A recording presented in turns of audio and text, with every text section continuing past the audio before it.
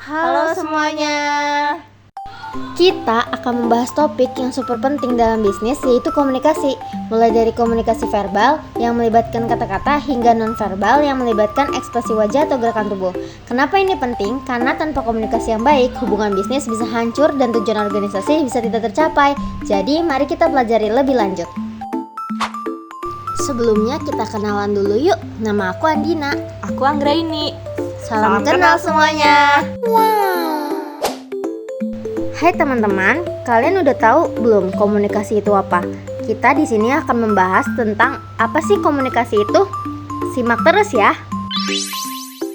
Di video ini kita akan membahas banyak hal tentang komunikasi, mulai dari definisi, jenis, strategi, sampai perannya dalam kehidupan sehari-hari. Pertama, kita mulai dari definisi komunikasi. Komunikasi berasal dari kata umum yang artinya berbagi, bertukar, menyampaikan informasi, berbicara, hingga menggunakan bahasa tubuh.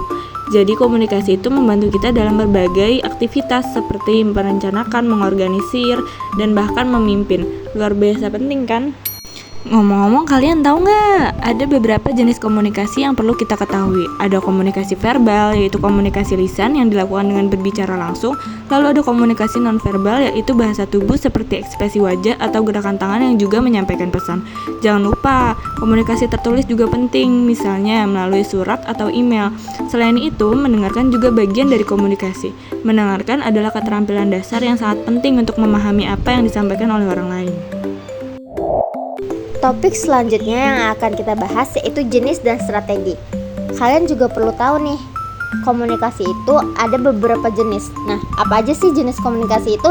Yang pertama ada komunikasi berdasarkan penyampaian. Nah, komunikasi berdasarkan penyampaian itu dibagi menjadi dua, yaitu komunikasi verbal dan komunikasi nonverbal. Nah, komunikasi verbal itu terjadi secara langsung dan tidak dibatasi oleh jarak. Nah, kalau komunikasi nonverbal biasanya digunakan untuk menyampaikan informasi yang kompleks. Lalu yang kedua ada komunikasi berdasarkan perilaku. Nah, komunikasi berdasarkan perilaku ini dibagi menjadi tiga, yaitu ada komunikasi formal, komunikasi informal, dan komunikasi nonformal. Kalau formal itu terjadi antara organisasi atau perusahaan, contohnya seminar. Kalau komunikasi informal itu contohnya kabar burung atau desas-desus. Dan yang ketiga tuh komunikasi nonformal itu contohnya itu rapat tentang perayaan ulang tahun perusahaan. Lalu ada komunikasi berdasarkan kelangsungannya. Nah, komunikasi ini dibagi menjadi dua, yaitu komunikasi langsung dan komunikasi tidak langsung. Komunikasi langsung itu terjadi secara langsung tanpa melibatkan perantara. Nah, kalau komunikasi tidak langsung itu proses komunikasi yang dilakukan dengan bantuan pihak ketiga atau menggunakan alat-alat media komunikasi.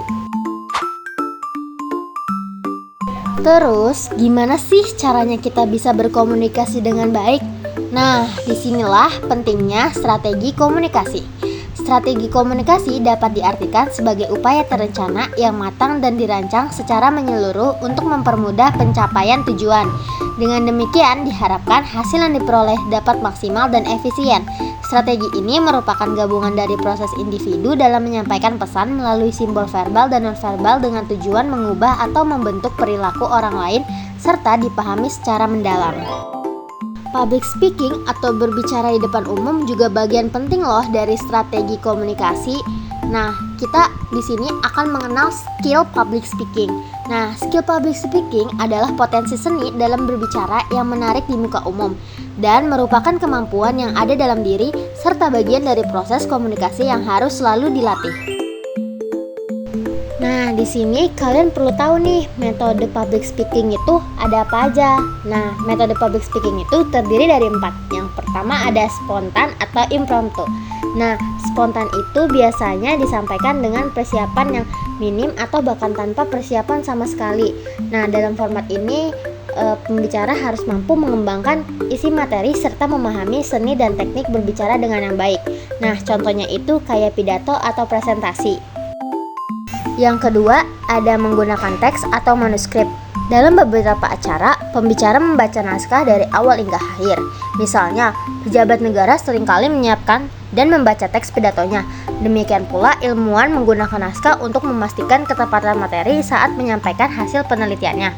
Format ini digunakan untuk menghindari kesalahan dalam penyampaiannya. Lalu yang ketiga ada mengingat kata per kata atau memorize.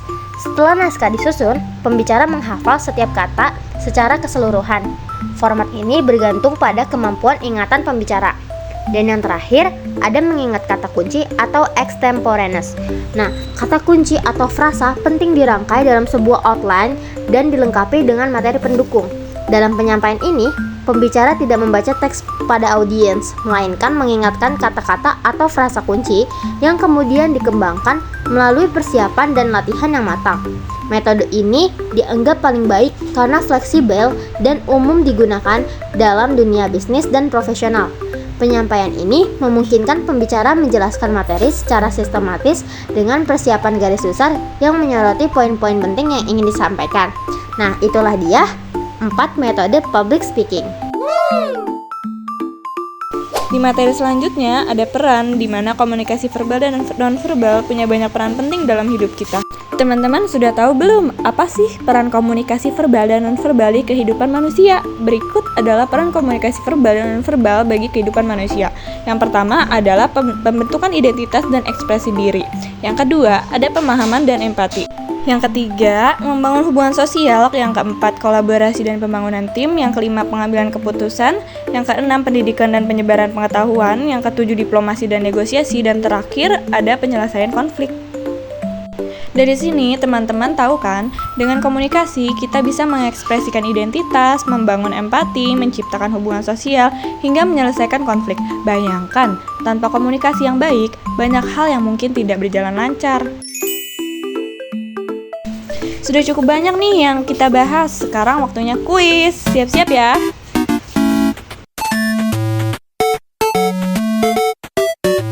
Pertanyaannya, manakah yang termasuk metode public speaking?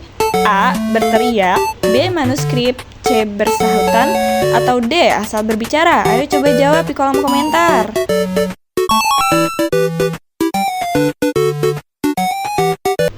Terima kasih sudah belajar bersama kami. Jangan lupa untuk terus melatih kemampuan komunikasi kalian karena itu adalah kunci sukses dalam kehidupan. Sampai jumpa di video pembelajaran berikutnya. Dadah!